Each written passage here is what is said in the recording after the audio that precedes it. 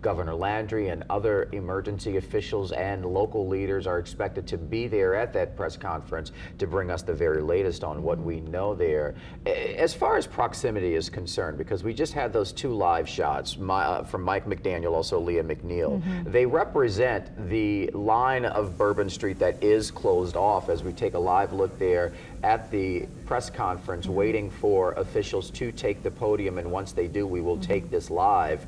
But again, where Mike was positioned on the back end of the French Quarter, Bourbon and Dumaine, Leah some 8 blocks on the other side at Canal Street, that entire strip there has been closed. But as we have seen, as we do continue to listen in, the audio you hear there is that of the press conference. Officials have cleared Canal Street, the debris and whatnot that was there after they closed it now taken off the street. Yeah, we watched as Governor Landry, along with National Guard members and members of other agencies there, walked down that path. And so we're hoping from this press conference to hear a little bit more, because I think there's still a lot of questions that need to be answered. But also, you know, with the Sugar Bowl today, kicking off at 3 o'clock. 1 o'clock is the time when the Superdome will open. And again, if you are headed out there, they're asking everybody to get there as soon as possible, because there are a lot of safety measures being put in place. But as we're learning more about the connection that, you know, this could have with the explosion that happened in Las Vegas, possible connection with potentially another military veteran, there's so many other elements coming out nationally from this, that this is becoming such a large story, one that has already impacted us so severely here across our area. We're still waiting to hear about those who are in the hospital. We're still waiting to hear more about 8 victims who have yet to be identified. There are a lot of pieces to this puzzle. I think that people of New Orleans deserve answers to, and so hopefully, you know, we'll get a little bit of that this morning. But that is why we've stayed on air with you for several hours. That's why we're cutting in here now at 10 o'clock, because we just want to help piece this together, because the families deserve that, the people of New Orleans deserve that. And again, we're waiting on that press conference to start. Governor Jeff Landry and officials from the FBI, LSP, NOPD, ATF, U.S. Attorney's Office, they're all going to be joining together. And so there's a lot of elements here that could hopefully be covered. Because not only are there critical questions about the investigation and where it stands, there are also critical questions about security and the future, particularly when it comes to the crown jewel of New Orleans, but also as far as infrastructure and industry are concerned, the tourism industry. That's what drives the economic force of this city. And so with that, you do have a perception that you have to protect. We'll get to that in a second, but part of that concern, what you see here, these bollards, which were put in place a few years ago as part of a $40 million investment here, federal grant dollars. And the idea was to put these bollards in place to restrict traffic from Bourbon Street during highly trafficked times, so that what happened yesterday would not happen. Now, this was brought to question yesterday. Where were they? According to several officials who do confirm, those bollards weren't even there because they took them down to repair them. They weren't operational. So officials told us that they had plans for them to be in place by the time of the Super Bowl, but there are questions about that. Governor Jeff Landry expressed frustration too. Do want to get to that shot there over downtown, the press conference slated to begin. Yeah, let's check in now, and it seems that we have Superintendent Ann Kirkpatrick, who may be stepping to the podium first. Of course, NOPD, just one of many assets there at the press conference. And we are waiting for them to step to the podium there so we can listen in. It seems like they might still be preparing, talking to Ann Kirkpatrick, talking to a member of LSP there. So a number of different agencies who we hope to be able to hear from and get some of those updates, maybe to the point that you just raised right there, because that's a lot of taxpayer dollars for people who put that money towards being kept safe. And there's a number of families who were unsure where their loved one was and then got horrific news. One answer is asked to that. One of the things the governor hinted at was finding some type of funding source for maintenance of security measures down there, those bollards potentially too, so that there is a plan in place to make sure that they're maintained and not a situation as we've seen now, those bollards not in place. Superintendent Kirkpatrick, to that point yesterday, said that that's why they had that NOPD squad car there at the intersection of Canal and Bourbon. But as we've seen now in that surveillance video showing the driver of the truck approach Bourbon Street, making that sharp right onto onto Bourbon Street, running over people in the process as he accelerated down the street. Yeah, so, so many elements to this here that I think just cause a lot of us to just feel sick to our stomachs, especially when you talk about that video, when you see him driving and make that turn. There was an NOPD vehicle that was there in order, as you said, to block that, but obviously he was able to go around it, and it just unfolded into such a horrific thing, just a terror attack. Now, I saw somebody commented on my Facebook, and I resonated with it when I asked, just sort of about how people were feeling today. And one of the comments was, it hurts that now our city is one of those that will forever be touched by terrorism. And I think a lot of people waking up today feeling that sentiment. Of course, we're still figuring out exactly why this attack played out here in New Orleans. We've learned that the terrorist, the suspect here involved, potentially lived in Houston, had grown up in Beaumont. Texas and Yeah. Beaumont, and so what's the connection here to New Orleans? We don't know at this point. And the video we're looking at right now is from Houston, Harris County, Texas. Investigators sweeping the suspect's home there, as you can see. We don't know what they uncovered potentially there or any other information, but again, as this investigation spans multiple states this morning, the home of the person responsible for this, the man who drove his truck down Bourbon Street, killing 14 people. Authorities are combing through his home this morning in the Houston area as they work to answer the question as to why he did this. What was his motivation here? We also had some video earlier of Governor Jeff Landry walking down Bourbon Street this morning for the first time after the attack on that day to get an idea of where things stand. The governor was very direct about making sure that there are permanent solutions here as far as the maintenance of safety is concerned.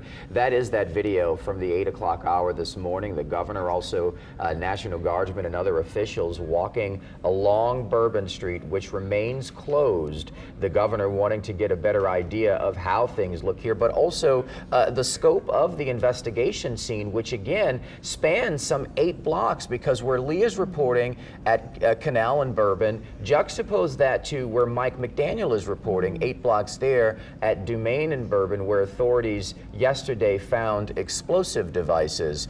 And while the man who is responsible for all of this didn't make it to the end of the road, there was ultimately stopped there by that device in the middle of the street, that cherry picker. Presumably there were plans to go even further had he not been stopped there. Yeah, and it was the I don't even know the proper name for it, that crane that's, whatever stopped him there, and you just have to thank God for that, whatever, could have unfolded further. And we're showing you Governor Jeff Landry there as he walked down Bourbon earlier this morning. We do want to check in on the press conference as we're waiting. It seems that he stepped to the podium, and so we're going to go ahead and check in now and get that update from officials, including Governor Jeff Landry, on this terror attack on Bourbon Street. All state buildings at half-mast in honor of those lives that were lost in this horrific act of violence. I also think that it's important to remember that what happened yesterday was akin to those who are old enough to remember jigsaw puzzles, and that you would take a 1,000-piece jigsaw puzzle and you empty the box, and you've got to start sifting through those pieces, and you want to start, if you're real good, you start at the corners, right? Try to put your corners together. And from yesterday to today, over 1,000 law enforcement agents and officers, men and women, have been poring over countless amounts of data, of videos, of surveillances, interviews, tracking down every possible lead that came to us, whether it was the New Orleans Police Department, the Louisiana State Police, the FBI, or our other federal agencies. Also yesterday, I issued an emergency declaration. That declaration was meant to streamline resources and communications between state, local, and federal partners. And we're seeing the results of it. I also would like to remind everyone that what's going on in this city and this state is twofold. We've got an active criminal investigation going on, while we're also continuing to secure the city in preparation for 3 o'clock kickoff time for the Sugar Bowl.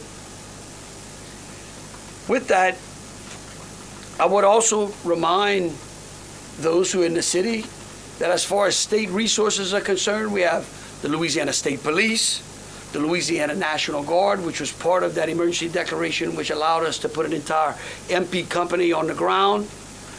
Those become force multipliers, is what we call that in law enforcement and the military. That helps to add to the resources that we have. Wildlife and Fisheries, the Department of Corrections, DSF, DHS, our Veterans Affairs, our Probation and Parole, all state agencies. Any state agency who has a post-certified officers are here in this city to help secure the city. And so with that, I would like to turn it over to Christopher Rea, who is the Deputy Assistant Director of the FBI's Counter Terrorism Division. Chris? Thank you, Governor Landry.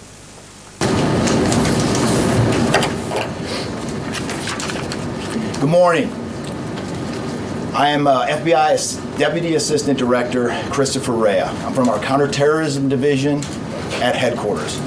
I'm also joined by Assistant Special Agent in Charge, Alethea Duncan, from our New Orleans office, who you heard from yesterday.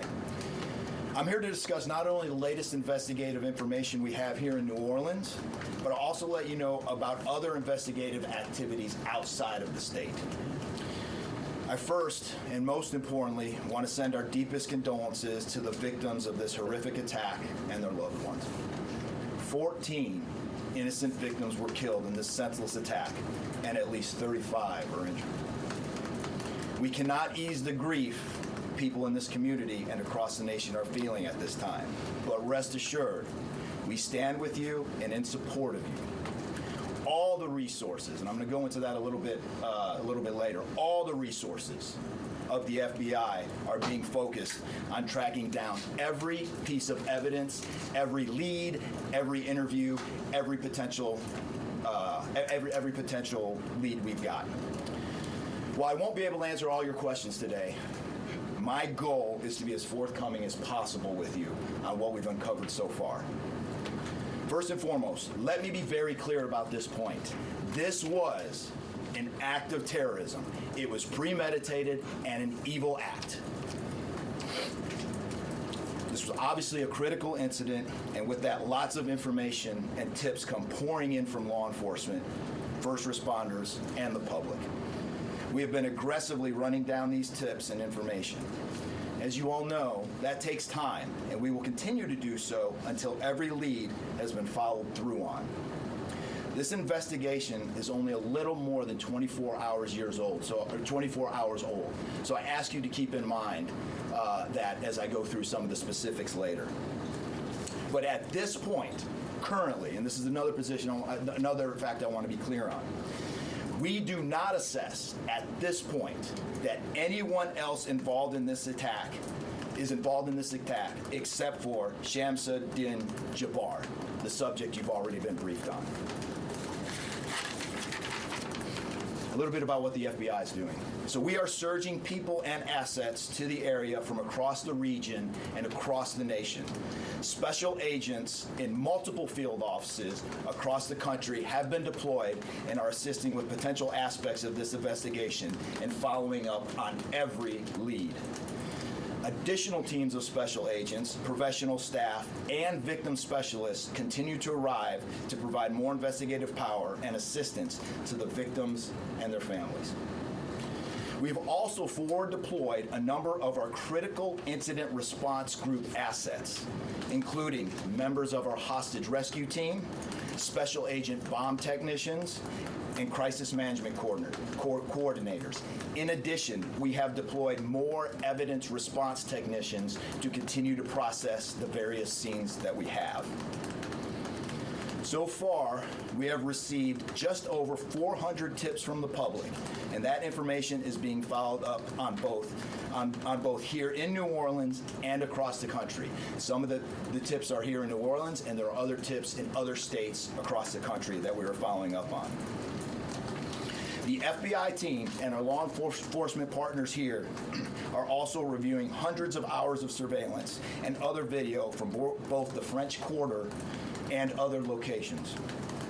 As for a timeline, at this point, investigators believe Jabbar picked up the rented F-150 in Houston, Texas on December 30th. He then drove from Houston to New Orleans on the evening of the 31st, and he posted several videos to an online platform proclaiming his support for ISIS. There were 5 videos posted on Jabbar's Facebook account, which are time-stamped beginning at 1:29 a.m. and the last at 3:02 a.m. In the first video, Jabbar explains he originally planned to harm his family and friends, but was concerned the news headlines would not focus on the, quote, war between the believers and the disbelievers, end quote. Additionally, he stated he had joined ISIS before this summer. He also provided a will and testament.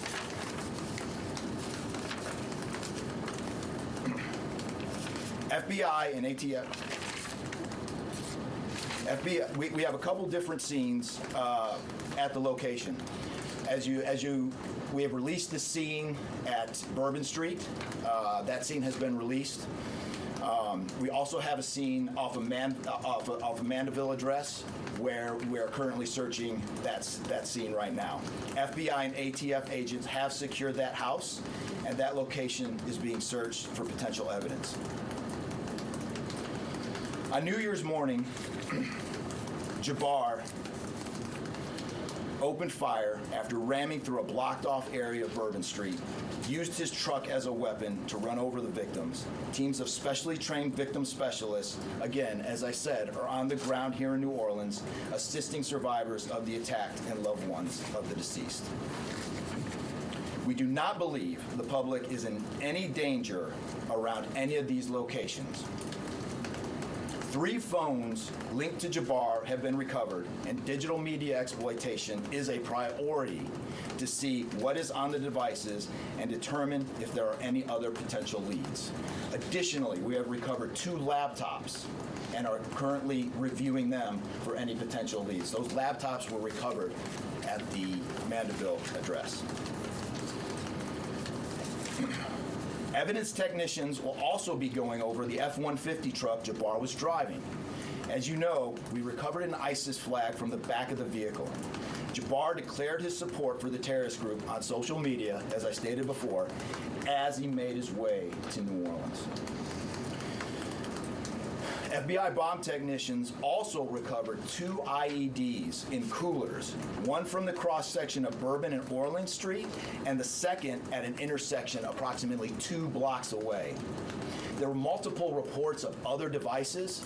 Those reports turned out to be misinformation or not actual functioning devices. Those are the only 2 devices that we've been able to recover that were functional. Both devices were rendered safe on scene. We did obtain surveillance footage showing Jabbar placing the devices where they were found. 2 other, as I said before, 2 other items of interest were determined not to be IEDs. A little bit about Jabbar. Jabbar himself was born in the United States and is a U.S. military veteran. We are looking in everything in his life. While we have interviewed many people who know Jabbar, we still need to talk to others. Whether you know Jabbar personally, worked with him, served in the military, or saw him in New Orleans or Texas, we need to talk to you. You may not think you have relevant information, but what you know could tie in to one of our investigative leads. Specifically, we want to talk to anyone who was in the French Quarter on New Year's Eve or early on New Year's Day.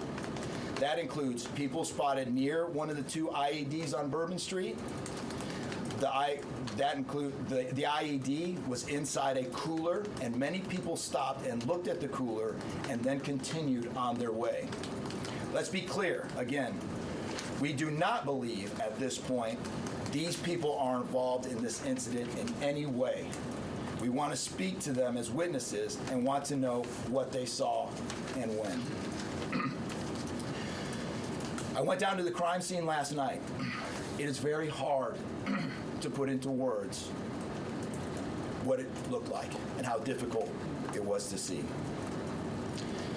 Anyone with information can call us at 1-800-CALL-FBI or send digital tips to fbi.gov/Bourbon Street attack. Early this morning, evidence response teams finished their work at the crime scene. Bourbon Street has been turned over to the city of New Orleans. As you know, there's also an FBI investigation in Las Vegas. We are following up on all potential leads and not ruling everything out. However, at this point, there is no definitive link between the attack here in New Orleans and the one in Las Vegas. And again, I'll preface everything with what I started with in the beginning, which was this is very early in an investigation like this. Again, our thoughts and prayers are with the victims of this tragedy and everyone impacted across the country. They remain at the heart of our investigation. I also, although I've only been on the ground here a short time, I also want to express a sincere appreciation for our partners here, which include the U.S. Attorney's Office, HSI, ATF, the New Orleans PD, the Louisiana State Police, the Governor's Office, and countless others. At this point, I'm going to turn it over to the Special Agent in charge of ATF here, Josh Jackson.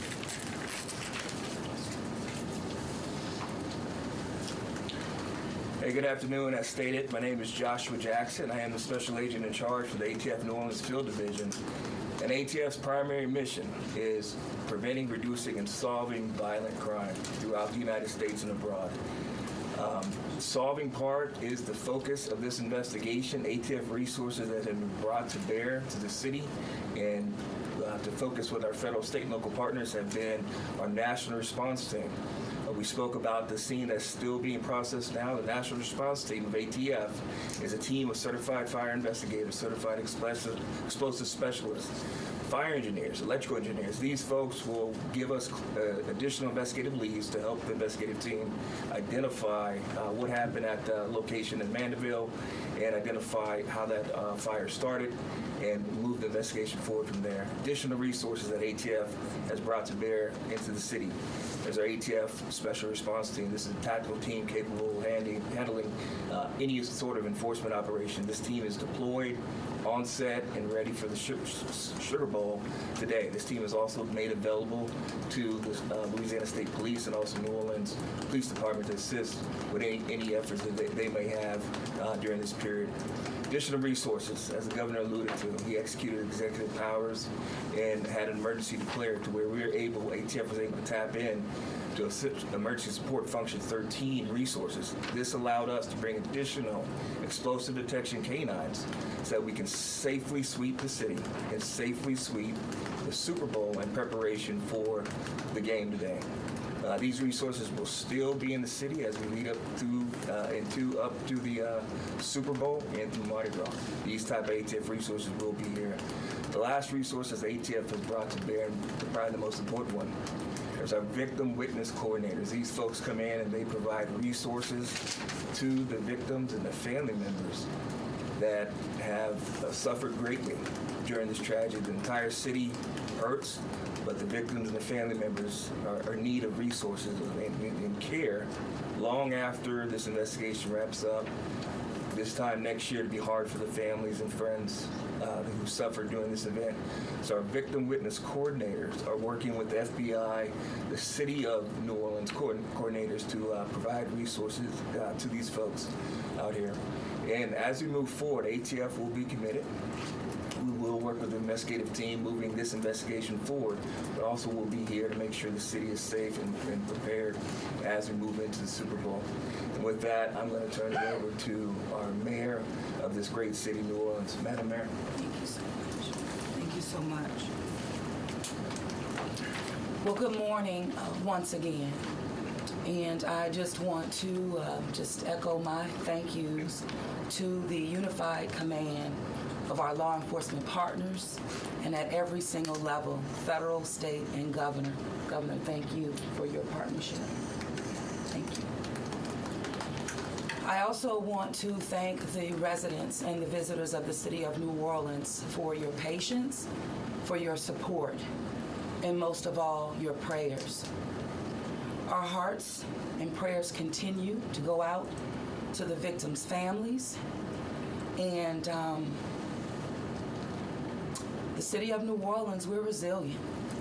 And as I stated on yesterday, my focus in terms of a priority has been on our victims. As you heard, that yes, the FBI was able to clear Bourbon Street. And what that meant also for me in this city was that we were able to remove our victims, identify them, and notify their families. Real reverence. They mattered, the families matter, and matter to the city of New Orleans. In addition to that, I want to just thank again our federal partners in Washington, listening to my plea personally for the additional resources to allow for the scene to be cleared, and again, attending to our victims. I walked by each one, and I did the sign of cross in my own way, because reverence, again, is important. So while we have been able to have Bourbon Street returned back to the city of New Orleans, and the due diligence has been done, that then allowed me to give the go-ahead to begin the cleaning of Bourbon Street. That started happening in the morning about 2 a.m. It was completed before 8 a.m. this morning.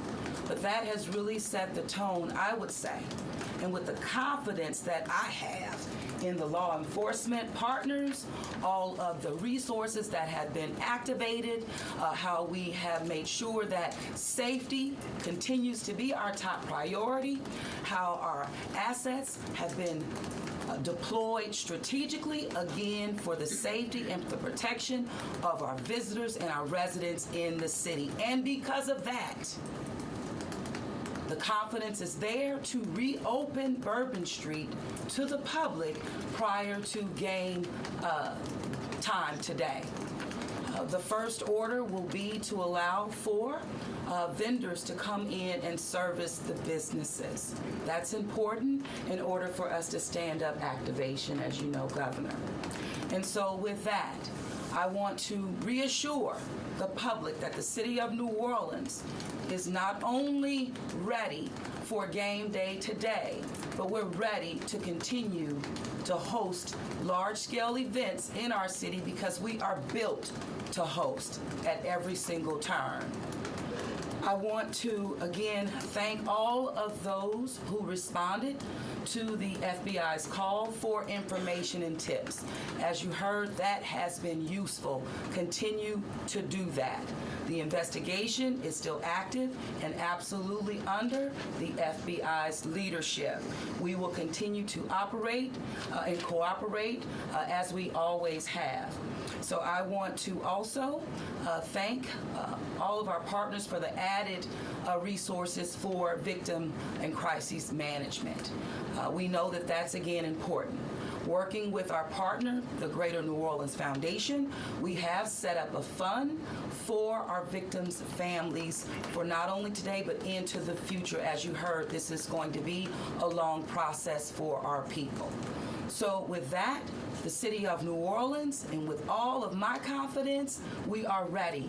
And we could not get here, again, without the unified presence, support, and cooperation. We are stronger together. And I want to say, again, Thank you so much. Thank you, Governor. So once again, the governor would like me to reiterate that Bourbon Street will be prepared for full activation before game time today. We know 3 p.m., so we're working towards 2:30 p.m. But prior to game time, the kickoff, Bourbon Street will be restored. So we're hard at work now. Our teams are now, and of course, working with our business community to serve our public and serve our residents and our visitors alike. In closing, I want to rest people assured. Right now in the city of New Orleans, there's an unprecedented amount of law enforcement resources that are being utilized to close out and to hunt down and to finalize this investigation. I want to thank the FBI and all of our federal partners for the amount of resources they have poured into the city. This type of event can happen in any city. And that's the tragedy of it. And I think it's important for people to understand that to protect our citizens in America from evil, you have to crush it. You can't go out there and placate it. You can't go out there and say, oh, I'm going to put this in place and that in place and hope that evil doesn't show up on your doorstep, because it will. You have to crush it. And that's what we're going to do here. We're going to put it all behind us. We're going to continue to keep the victims, those that are in the hospital, either fighting for their lives or trying to recover, in our thoughts and in our prayers. But you know, this morning, and I don't want to single out just one news source, but I just happened to turn on Fox and Friends, and there was a young man who was interviewed, who was actually on Bourbon Street during this horrific act of terrorism. And they closed out by asking him, what now? And I think he summed it up. He said, look, we can't live in fear, because fear will paralyze us. He said, we come down to the city to enjoy ourselves and to entertain ourselves and to be with our friends and with our families, because that's who we are. Louisiana invented hospitality. The people in this city care for each other. And believe you me, we care about each one of the lives that were lost in the city tonight. We will never forget them. But it would be a tragedy if we let their losses be snuffed out because of fear. This city will be back. We will be open to family and friends and loved ones who want some time to relax from the pressures of life. And so today, we're going to have us a sugar bowl. We're going to enjoy ourselves. We're going to keep those, again, who have lost loved ones in mind. And we're going to get on to the business of this city and this great country. With that, I'll take any questions. Governor, this is for you and the Assistant Director. The message has really changed since yesterday. Yesterday, the FBI said that people should be vigilant, that he did not act alone, that he likely had help, and now you're coming out the very next day and saying he was a lone wolf, everything is safe, the game moves on, everybody had a good time. How can you be so sure just 12 hours later? Well, we're going to bring him up. All right, but here's what I want to remind everyone. Like I was a deputy sheriff. Right, I worked in a jail. I worked on the street. I worked on the interstate. I served warrants. I can tell you. Look, in today's world, I get it. Information, we get information like that. Everybody lives in a 15-second TikTok video. We think that life operates like it does on our phones, and it just doesn't. Information changes. In fact, that's why we ask the media for patience. We get information, like I said, no one dumps a 1,000-piece jigsaw puzzle and puts it together in 5 seconds. Okay? And what I would tell you is that I appreciate the fact that what we did was we're under-promising and over-delivering today. And I think that's important. And I want to remind something. Look, because over the last decade, law enforcement has taken it on the chin, unfairly. And there are great men and women serving in the FBI, in ATF, in Louisiana State Police, in New Orleans PD. Our sheriffs have been unbelievable in this. And I tell you, they want to protect you all. And we have to trust them.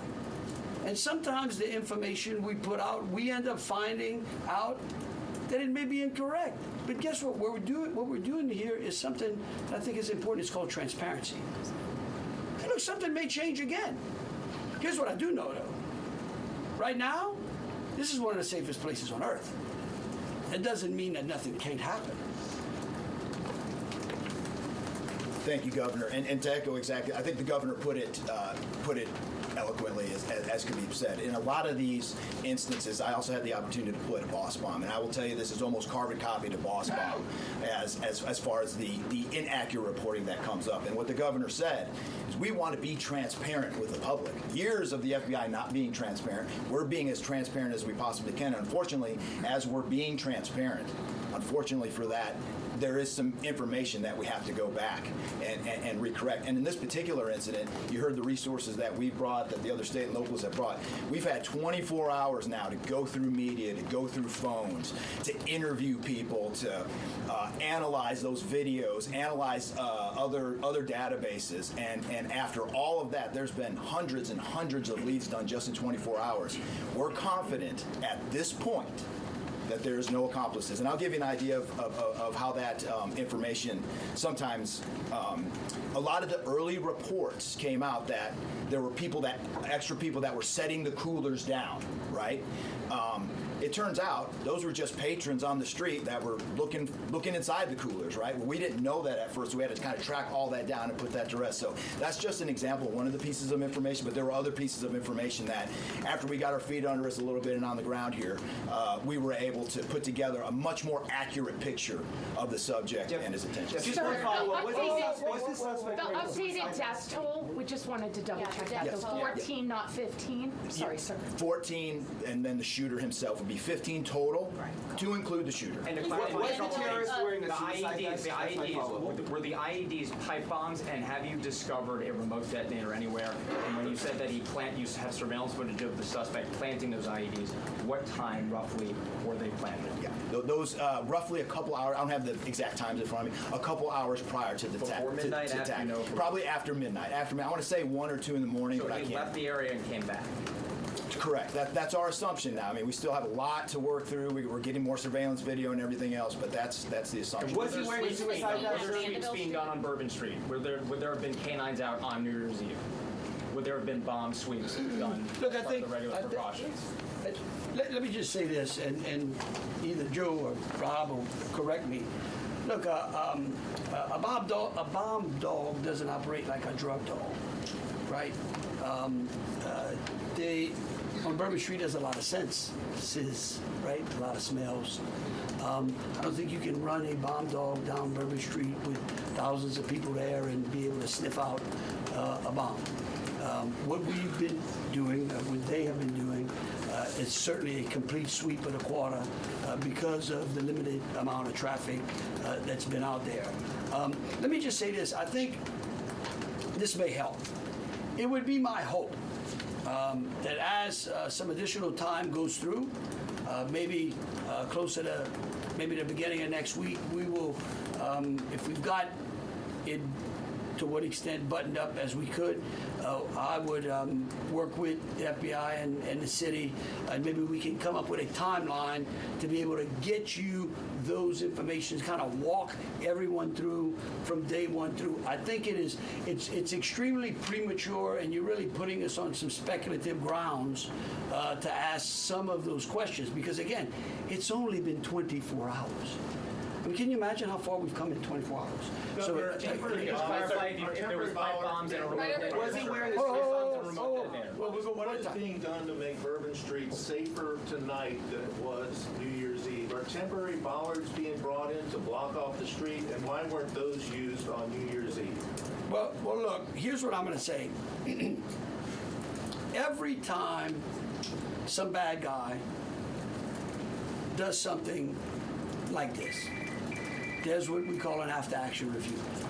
Because again, nothing is 100%. We have reinforced the area. We have deployed some additional types of assets. I personally think it's up to the city or other. I don't like to give specifics because I don't like to tell the enemy what we got. But I can tell you we're in better shape than we were before.